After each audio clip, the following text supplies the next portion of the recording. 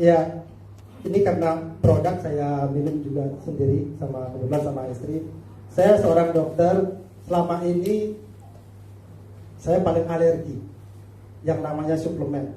Tahu lah, namanya dokter kan paling alergi sama suplemen. Entah kenapa, ini karena istri saya boleh dibilang mencuri uang saya. Karena dia harus beli produk yang lumayan mahal kan, boleh bilang mahal ya dok ya. Saya sedikit agak, kok nggak bilang-bilang sama saya mau beli produk begini lagi gitu kan. Tapi dengan dia meyakinkan, karena dia dengar dari teman ya, Pak Wena atau Pak Agus yang menceritakan langsung ke istri saya, bilang, nah ini produk nyata kok. Nyatanya gimana? Ini orang tuanya Pak Agus sudah begini ceritanya begitu. Kemudian saya sedikit di share testimoni begitu. Ini nggak lazim ini. Secara keilmuan kedokteran saya sama Dokter Yudi ini nggak lazim ini.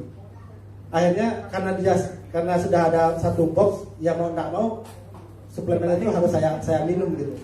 Oke, saya minum 2 hari saya minum, saya lupa bagaimana saya bisa mengukur kalau seandainya produk ini saya nggak catat gitu.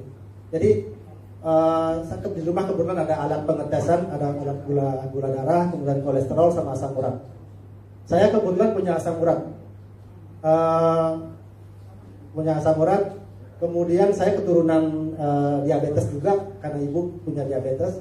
Saya juga osteoporosis, kemudian kolesterol memang tidak terlalu tinggi. Kemudian saya punya HNP, saraf kejepit. Jadi kalau saya berdiri, ini masih kesemutan. Oke, tanggal 14 April berarti 2 hari setelah minum, tanggal 14 April saya cek gula darah saya masih normal, 112. Kemudian asam urat saya 7,6. Kolesterol saya 152. Itu yang masih tinggi itu hanya asam urat. Kemudian 9 hari saya minum, saya cek ulang lagi, asam urat saya jadi 6,5. Dari 7,6 menjadi 6,5. Itu sudah normal.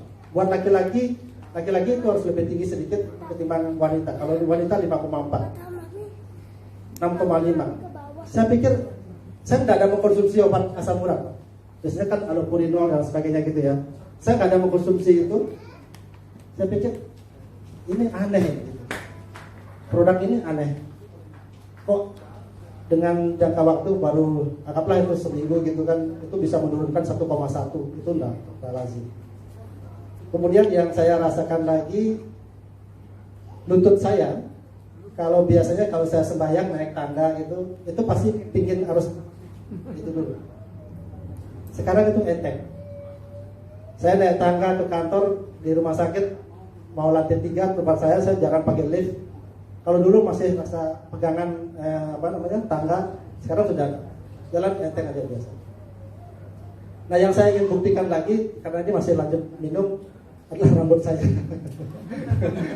Saya ingin bukti, saya sudah rekam kepala saya tanggal berapa itu, saya ingin buktikan. Nah, ini yaitu barangkali testimoni saya, dan produk ini saya coba berikan ke pasien-pasien. Ada 2 pasien, ada 3 pasien yang saya berikan.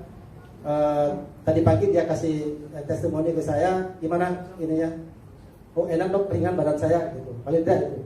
Ini masalah tensinya belum saya cek, kemudian masalah vertigonya belum saya, itu baru tadi pagi dia minum.